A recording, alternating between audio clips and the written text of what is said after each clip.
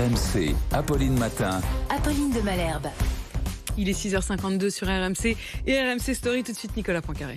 Le portrait du jour. Le portrait de Poincaré, c'est Yves Lemann, l'ancien directeur général du groupe Orpea. Oui, et il est celui à qui le groupe a décidé de faire porter le chapeau.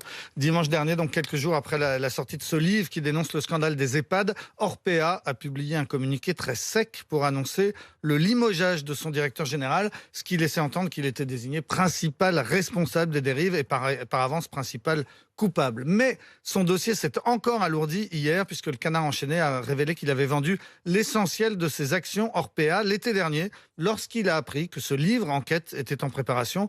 Les parts de l'entreprise vendues pour près de 600 000 € avant que le scandale n'éclate et que l'action dévisse et perde 60% de sa valeur.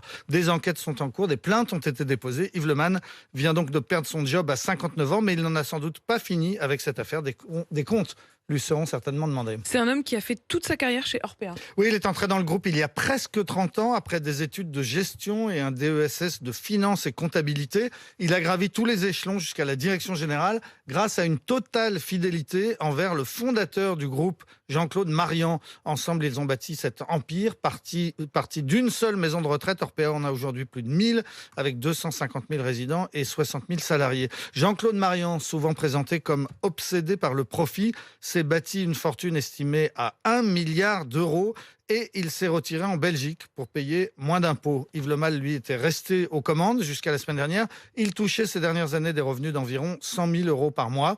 La presse économique saluait régulièrement ses résultats, sa croissance à l'international, son expansion en Europe. L'été dernier, il a donné une interview au journal Investir pour expliquer que sa stratégie était entièrement basée sur l'humain et sur l'épanouissement de ses salariés. Il a donc fallu l'enquête d'un journaliste indépendant pour qu'on découvre l'envers de la médaille.